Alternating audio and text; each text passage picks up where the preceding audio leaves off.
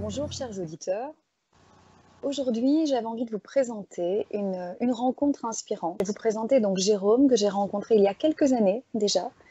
Il a un parcours aussi étonnant qu'inspirant, il va vous en faire part dans un moment. Après une formation d'enseignant, il a entrepris un voyage autour du monde pour s'arrêter à Bali où il a décidé de s'installer. Aujourd'hui, Jérôme a un projet qui lui tient à cœur. Il va vraiment vous en parler dans les détails. D'ailleurs, je vais lui laisser la parole dès maintenant. Vas-y Jérôme, c'est à toi. Bonjour, merci Fanny. Bonjour merci pour l'invitation et pour cette interview. Donc, bonjour à tous, je m'appelle Jérôme et j'ai rencontré Fanny il y a 5 ans pour une formation d'enseignement qu'on a faite ensemble sur l'auto-hypnose. Cette formation, c'est ce qui m'a lancé dans le monde de la méditation. Et ensuite, comme tu l'as dit, j'ai entrepris un voyage autour du monde de 13 mois où j'ai pu pratiquer la méditation, où j'ai fait de fabuleuses rencontres qui m'ont amené aussi, qui m'ont avancé dans cette pratique. Et puis je suis tombé amoureux de Bali. Et donc je me suis installé là-bas, devenu instructeur de plongée. Et je suis revenu ici le 6 mars en Belgique. Et je suis un peu resté bloqué, on va dire, avec les circonstances que tout le monde connaît.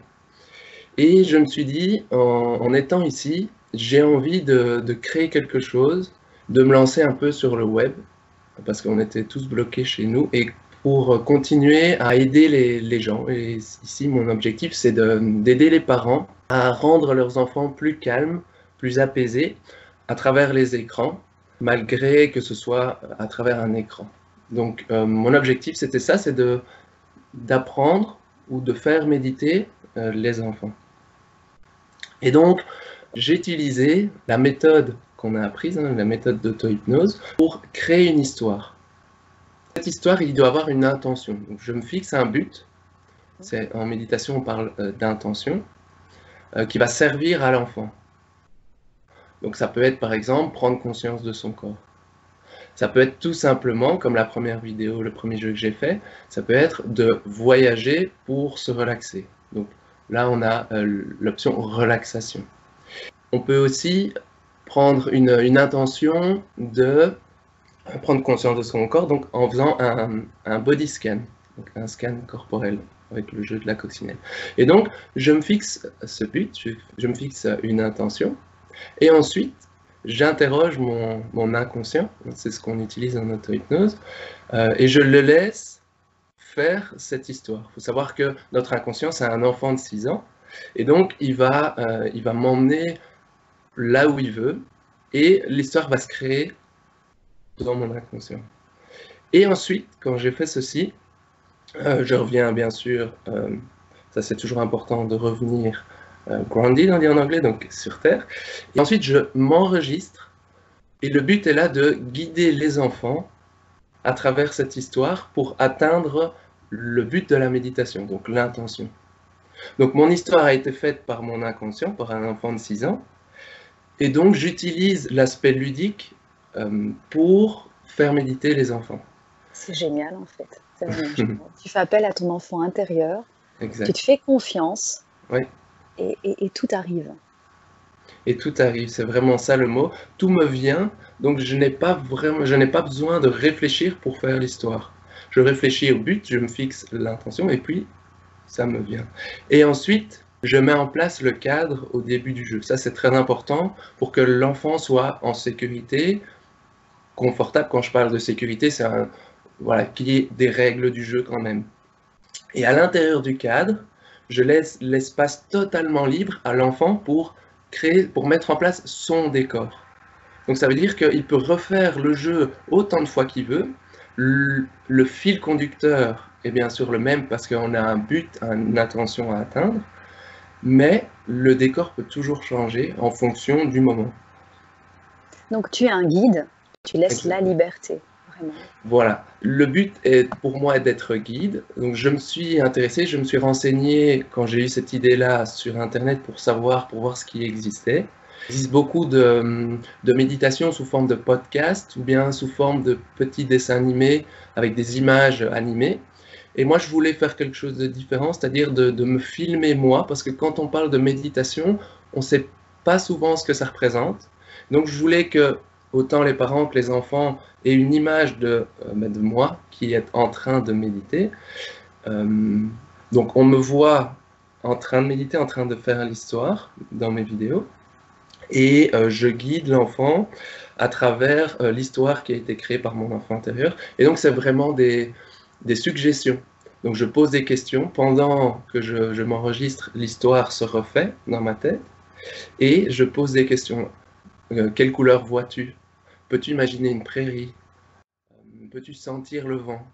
Le vent, si tu veux, tu peux le modifier, il peut aller plus vite ou moins vite. Et donc, au travers de l'histoire, c'est des suggestions, sont des questions pour guider l'enfant, mais pour qu'il puisse en même temps faire son décor. Ok, mais au-delà du travail d'apaisement, en fait, Mhm. que tu aides à développer chez l'enfant, il y a aussi tout un... Enfin, tu aides à son développement créatif. Exactement. Donc le but, c'est d'utiliser le jeu et l'imaginaire pour développer, je vais dire, des compétences. Donc il y a un état de relaxation qu'on atteint pendant la méditation, mais il y a aussi au-delà, comme on peut utiliser en sophrologie ou en auto-hypnose, un but. Mais ça peut être, après c'est en fonction de l'intention, mais ça peut être de simplement prendre conscience de soi, ça peut être d'avoir confiance en soi, ça peut être de lutter contre le stress, parce qu'on sait aussi que le stress peut atteindre les enfants et pas seulement les adultes, particulièrement dans une situation comme maintenant, par exemple, les enfants retournent à l'école, il y a peut-être une situation d'angoisse ou de stress, et donc par des méditations, on entraîne l'esprit de l'enfant à réagir, par exemple, au stress. Et c'est quelque chose qui se fait inconsciemment par la méditation. Et donc après, dans la vie de tous les jours, l'enfant peut attraper, peut apprendre certaines réactions par la méditation et donc non conscient. Je ne sais pas si je me fais bien comprendre, mais voilà, c'est apprendre inconsciemment pour qu'après, consciemment, sans s'en rendre compte, mais il y a une amélioration dans quelque chose. Si c'est bien expliqué, super. Voilà. Alors ça c'est ce que donc tu proposes des vidéos sur ta chaîne YouTube, il y a aussi Instagram, donc on va mettre toutes les Mhm. informations dans le descriptif sous la vidéo. Le nom de ta chaîne c'est Un enfant à Bali, en Exact. interprété toi, voilà. Donc c'est toi l'enfant. C'est moi l'enfant et j'aide aussi les enfants. Mais je me suis toujours dit, voilà, pour rester jeune, faut penser, il faut agir comme un enfant aussi. C'est bien de retrouver, de garder son côté enfant. Bien sûr, tout à fait. Les vidéos peuvent aussi s'adresser aux adultes Elles pour peuvent leur faire aussi s'adresser. découvrir. Oui, et j'invite exactement les parents à partager le moment avec les enfants. Donc, c'est pour ça aussi, c'est l'avantage que ce soit sur écran, c'est que les parents peuvent partager ce moment-là avec leurs enfants, ou bien peuvent laisser leurs enfants devant l'écran avec moi. Ça y est aussi, c'est aussi faisable. Mais j'invite bien évidemment les parents à partager ce moment avec leurs enfants. Et donc, c'est valable aussi pour les parents. Moi, j'ai mes parents qui sont mes plus grands fans depuis le début et qui font les vidéos et qui sont surpris de se dire ah ouais, ça fonctionne aussi sur nous. Et donc j'ai également eu des retours magnifiques de parents qui m'ont dit waouh, ça a fonctionné sur mon enfant est une pile électrique. On n'y croyait pas du tout. On l'a mis devant le premier jeu et c'était incroyable. Ils m'ont envoyé la vidéo de l'enfant. Il y avait ses paupières qui clignotaient, donc il était vraiment à fond dedans. C'était incroyable. Super. Donc ça, c'est pour la chaîne. Et Oui, donc après, tu vas nous proposer un petit exercice, hein, si tu oui, veux bien, oui, de bien quelques sûr. minutes. Ouais. Euh, et ici, est-ce que tu peux bien nous parler de ton projet? Vraiment le projet caritatif que tu mets en place depuis quelque temps. Oui, donc l'objectif, c'est d'offrir à la base, vraiment d'offrir des vidéos entièrement gratuites pour faire plaisir aux parents et pour aider aussi les parents et les enfants. Et ensuite, pendant la situation ici qui vient de se passer, avant ça, moi je suis installé sur l'île de Nusa Lembongan, c'est une petite île au sud de Bali, et j'ai beaucoup de contacts, encore des amis qui sont là-bas. Et la situation, elle est encore très très difficile. Nous ici, on est en train de sortir, on est en déconfinement, mais là-bas, il faut savoir qu'ils vivent à 90% du tourisme. Et donc, le temps que le tourisme reprenne, ils vont toujours être dans cette situation très difficile. Il n'y a toujours pas de bateau qui relie Bali à Nusa Lembongan, tout du moins pour les touristes, mais ils ont de temps en temps un bateau qui vient pour donner de la nourriture. Mais ils sont obligés, ils se sont remis à la pêche, ils ont dû recultiver la terre pour se nourrir. Donc je me suis dit, voilà, là j'ai quelque chose à faire et j'aimerais bien aider aussi ces gens là-bas qui ont besoin de nous. Et c'est pour ça que j'ai mis en place un système de donation pour pouvoir envoyer là-bas à Marianne qui tient une page Facebook, c'est Dive in Culture.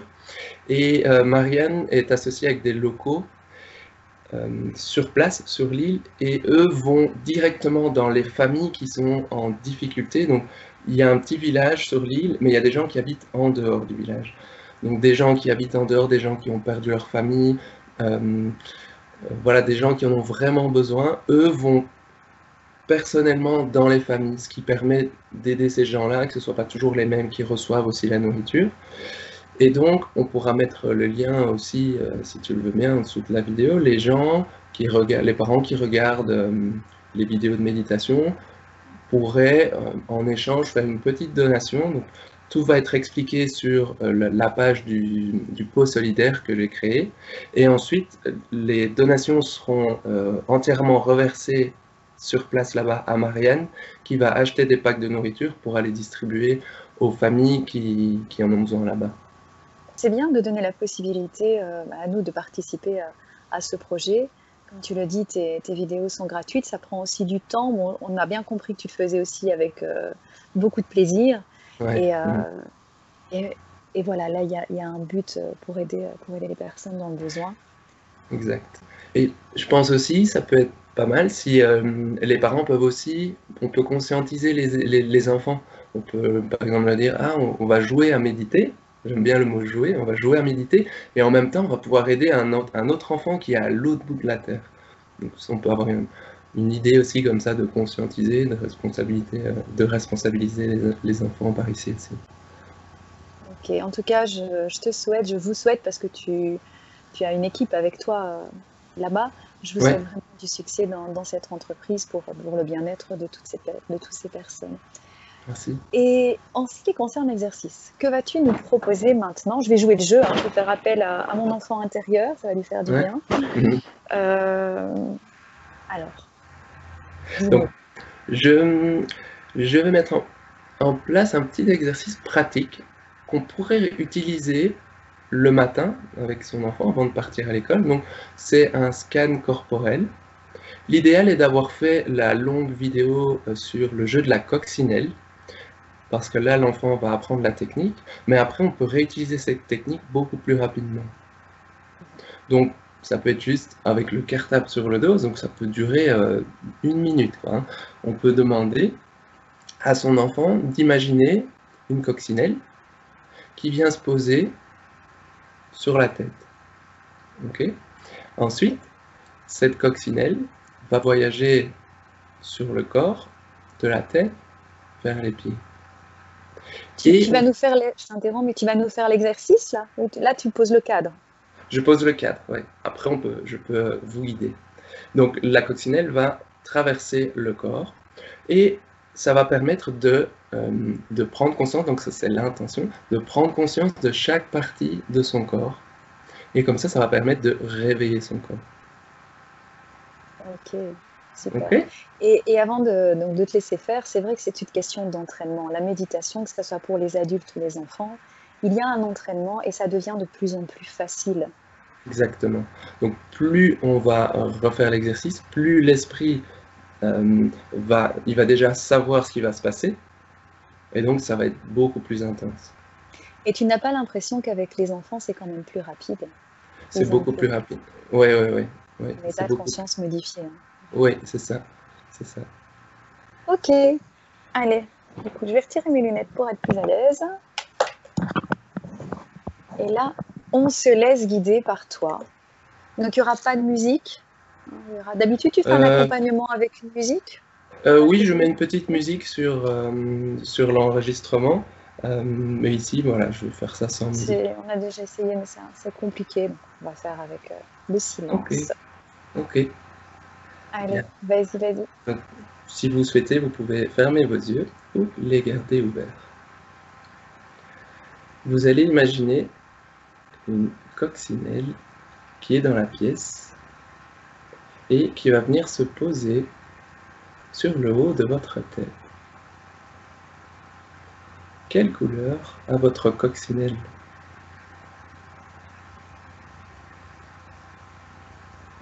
Bien. Elle vient maintenant se poser sur vos cheveux. Et elle décide d'explorer tout votre corps. Alors, elle descend sur votre épaule droite et descend petit à petit sur votre bras droit. Peux-tu sentir ses pattes qui se posent sur son bras? Elle descend et arrive sur sa main droite.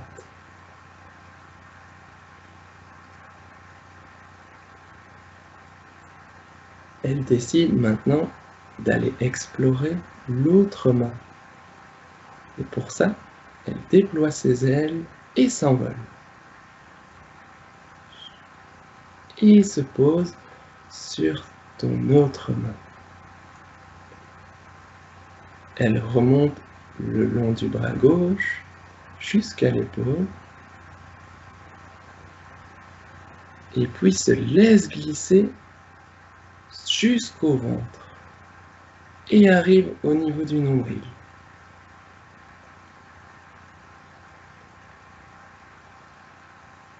Elle descend ensuite le long de la jambe droite. Peux-tu la sentir glisser le long de ta jambe? Elle passe par le genou et arrive sur ton pied, dans ta chaussure.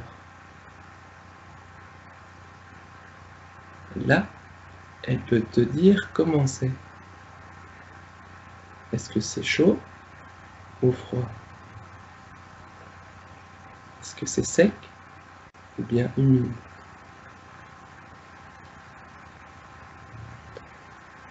Elle décide de sortir de ta chaussure et de remonter en haut de ta jambe gauche. Elle redéploie ses ailes, s'envole pour se poser sur ta hanche gauche. Et de là, elle se laisse glisser le long de ta jambe gauche. Peux-tu la sentir? Elle glisse de plus en plus vite, devant ton genou et jusqu'à ton pied. Elle rentre dans ta chaussure et elle peut te dire ce qui est différent. Est-ce que c'est plus confortable ou moins confortable? Bien. Il est temps maintenant à ta coccinelle de rentrer chez elle. Et toi, tu vas revenir à toi et tu seras prêt pour ta journée. Je compte jusque 3 et à 3, si tu avais les yeux fermés, tu pourras les ouvrir. 1, 2 et 3. Hop!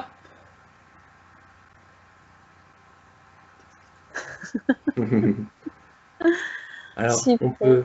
on peut toujours se remercier aussi à la fin d'un petit exercice. Donc, on peut se remercier d'avoir fait ce petit exercice de la coccinelle. Merci beaucoup. Merci à toi.